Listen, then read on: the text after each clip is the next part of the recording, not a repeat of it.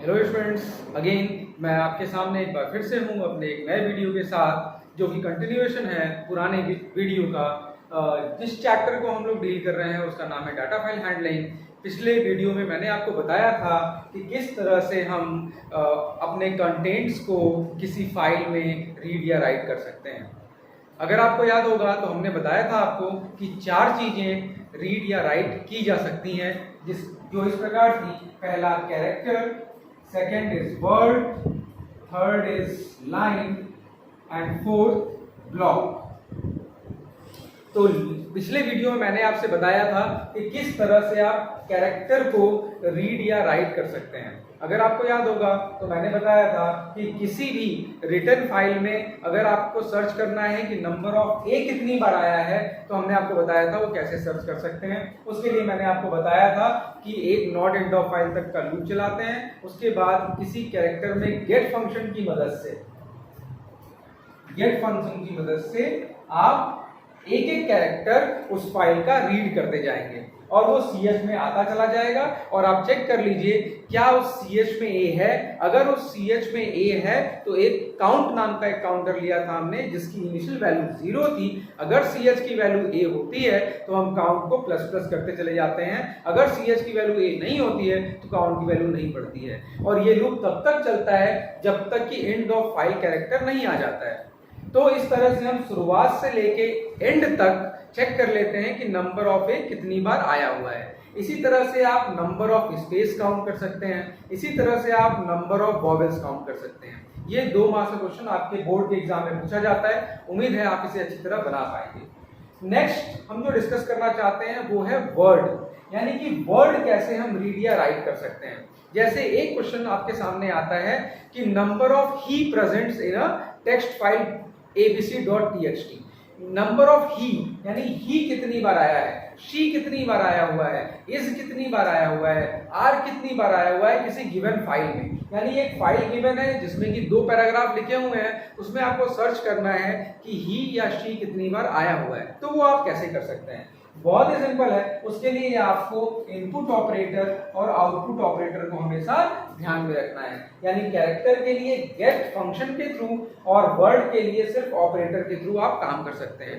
तो जल्दी से आपको मैं बता देता हूं कि वर्ड इस तरह से आप रीड कर सकते हैं। और इस तरह के क्वेश्चन जो आपके एग्जाम में पूछे जाते हैं कि नंबर ऑफ ही कितनी बार आया हुआ है पूरे के पूरे प्रोग्राम में, वो कैसे काउंट कर सकते हैं। तो उसके लिए आपको कई चीजें कॉमन है, जो कि पिछले फंक्शंस में हम लोग देखा था कैरेक्टर को काउंट करते समय कि एंड ऑफ फाइल का लूप चलाना ही चलाना है और एक एक वर्ड अब रीड करना है। तो वर्ड रीड किस में होगा? किसी कैरेक्टर टाइप के एरे वेरिएबल में। तो सबसे पहला काम करते हैं, एक कैरेक्टर टाइप का एरे वेरिएबल बना लेते हैं। कैर वर्ड 20, मान के कि 20 साइज से मैक्सिमम वर्ड नहीं होगा। इसके बाद हम वही काम करते हैं जो हमने किया था, जो भी एफ स्ट्रीम का F1 बना लीजिए, F1 डॉट ओपन abc.txt और फिर से आप IUS इन और IUS आउट मोड में फाइल को खोल लीजिएगा। ये काम तो कॉमन है, आपको करते करते याद हो जाएगा। इसके बाद जो लिख रहे हैं वो भी कॉमन है, while not f1.eof। End of file का फिर से हमने लूप चलाया क्योंकि शुरू से लेके लास्ट तक हमें एंड तक चेक करना है। फिर ब्रैकेट ओपन कर लीजिए और उसके बाद आप एक काउंटर ले लेते हैं। काउंट करने के लिए int count इक्वल टू 0, ठीक है। और यहां लूप चला दिया आपने एंड ऑफ फाइल का। अब पहला कैरेक्टर रीड करते हैं और उसको चेक करते हैं। तो रीड कैसे करेंगे? हमने बताया ऑपरेटर के थ्रू। तो ऑपरेटर के थ्रू कैसे रीड करते हैं? बस आपको लिखना है